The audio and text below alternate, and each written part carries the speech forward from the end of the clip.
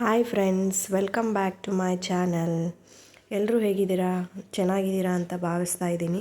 ಇವತ್ತೊಂದು ಸಿಂಪಲ್ಲಾಗಿ ನಾವು ಮೆಂತೆ ಬಾತ್ ಹೆಂಗೆ ಮಾಡೋದಂತ ನೋಡೋಣ. ನಾನು ನಿನ್ನೆ ನೈಟ್ ಡಿನ್ನರ್ಗೆ ಈ ರೀತಿ ಮಾಡಿದ್ದೆ, ತುಂಬ ಚೆನ್ನಾಗಿತ್ತು.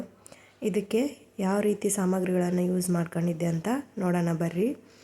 ಇವಾಗ ನೋಡಿ, ಸ್ವಲ್ಪ ಕೊಬ್ಬರಿ ತೊಗೊಂಡಿದ್ದೀನಿ, ಆಮೇಲೆ ಮಸಾಲೆ ಐಟಮ್ಸು, ಸೋಂಪು, ಸ್ಟಾರು, ಆಮೇಲೆ ಕಸೂರಿ ಮೇಥಿ, ನೆಕ್ಸ್ಟು ಸಾಸಿವೆ, ಜೀರಿಗೆ, ಆಮೇಲೆ ಬೆಳ್ಳುಳ್ಳಿ, ಶುಂಠಿ ಅದೆಲ್ಲ ತೊಗೊಂಡಿದ್ದೀನಿ. ಮೆಣಸಿನ್ಕಾಯಿ ತೊಗೊಂಡಿದ್ದೀನಿ.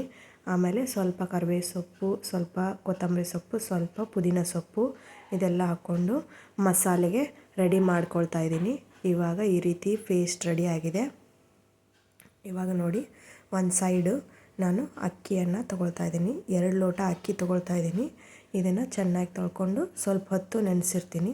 ನಾನು ಯಾವಾಗಲೂ ಯಾವುದೇ ಒಂದು ಅಕ್ಕಿ ತೊಗೊಂಡ್ರು ಒಂದು 10 ಮಿನಿಟ್ಸು ನೀರಲ್ಲಿ ನೆನೆ ಇಡ್ತೀನಿ.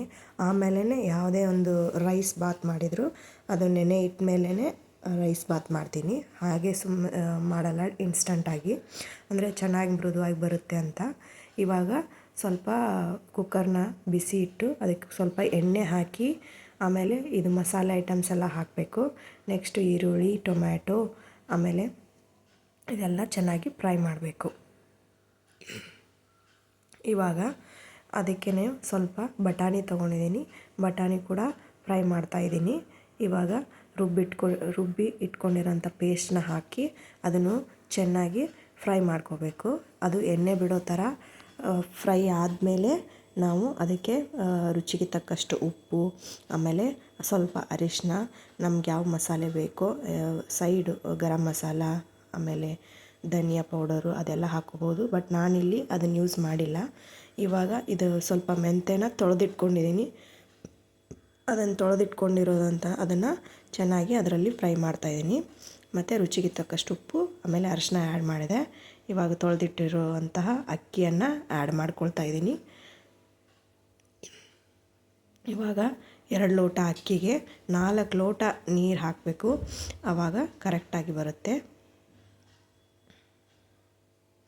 ನೋಡಿ, ಈ ರೀತಿ ಚೆನ್ನಾಗಿ ಅದನ್ನು ಕದಲಿಸ್ಬೇಕು. ಇವಾಗ ಒಂದು ಕುದಿಯೋವರೆಗೂ ಈ ಥರ ಇಟ್ಕೊಂಡು ಆಮೇಲೆ ವಿಸಿಲ್ ಹಾಕಬೇಕು. 3 ವಿಸಲ್ಗೆ ಈ ರೀತಿಯಾಗಿ ರೈಸ್ ಮಾಡಿದ್ದೆ ನೈಟು. ತುಂಬ ಚೆನ್ನಾಗಿತ್ತು. ನೀವು ಮಾಡ್ಕೊತೀನಿ, ಚೆನ್ನಾಗಿರುತ್ತೆ. ಹೇಗಿದೆ ಅಂತ ಕಮೆಂಟ್ ಮಾಡಿ. ಚೆನ್ನಾಗಿದ್ದರೆ ಲೈಕ್ ಮಾಡಿ, ಶೇರ್ ಮಾಡಿ. ಆದಷ್ಟು ನಮ್ಮ ಚಾನಲ್ಗೆ ಸಬ್ಸ್ಕ್ರೈಬ್ ಆಗಿ. ಮತ್ತೊಂದು ರೆಸಿಪಿಯೊಂದಿಗೆ ಬರುತ್ತೇನೆ.